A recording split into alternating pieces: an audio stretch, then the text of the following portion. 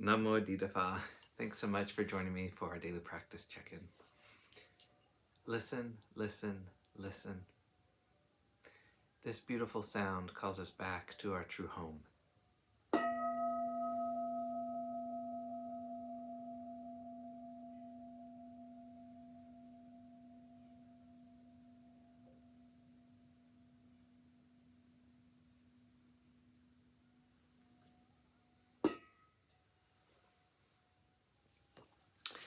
The first mindfulness training.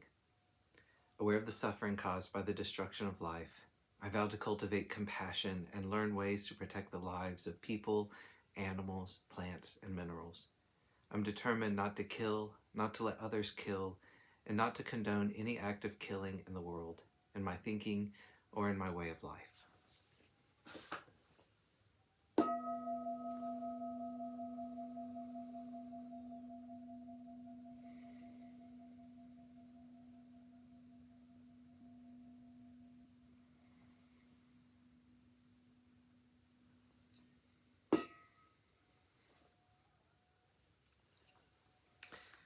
For our Dharma lesson, we've been reading Ajahn Munindo's book, Unexpected Freedom. Today we're beginning chapter 3, More Than Our Feelings, beginning with Phat verse 99. Beings free from addiction to sensual pleasures know a unique form of delight. As followers of the Theravada Buddhist tradition, we might feel like we have heard so much and read so much on the subject of mindfulness that any more on it could put us to sleep. If we have such reaction, however, it's because we assume that we already know as much about mindfulness as we need for the work in which we are involved. On this occasion, I would like us to try to pull all assumptions aside and consider anew our understanding of this spiritual faculty. I should say from the outset that in talking about this area of practice, I don't feel confident that any one English word really does the job of translating the Pali word sati.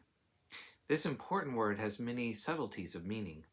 Accordingly, I sometimes use the word mindfulness, awareness, or attention synonymously. Sometimes I use the word knowingness.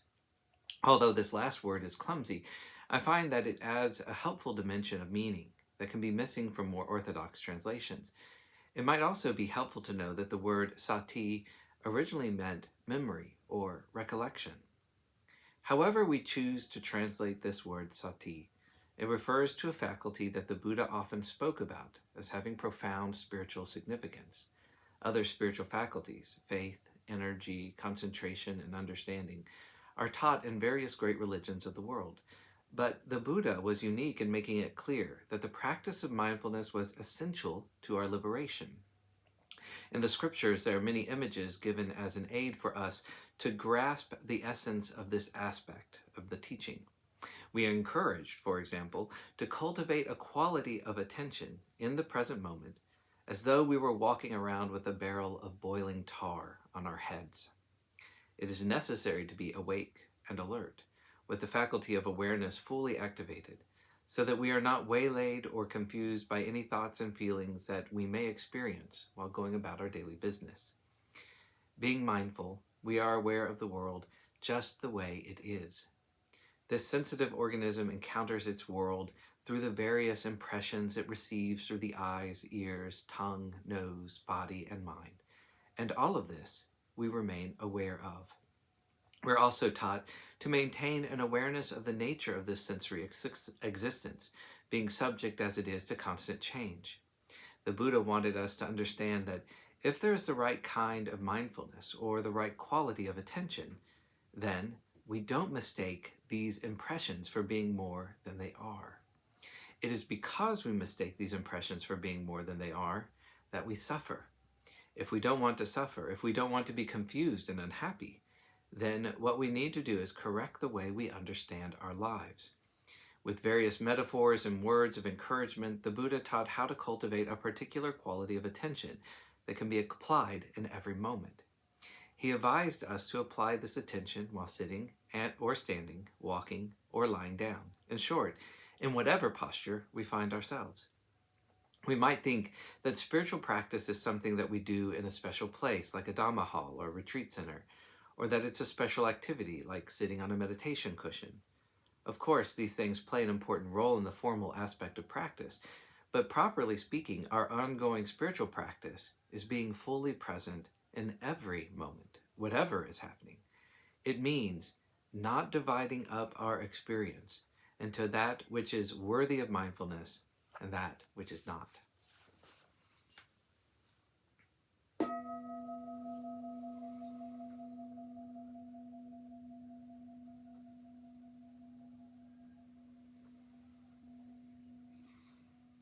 May all beings be well. May all beings be happy. May all beings be at peace.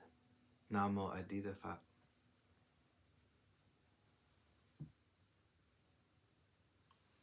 Thanks so much for joining me today.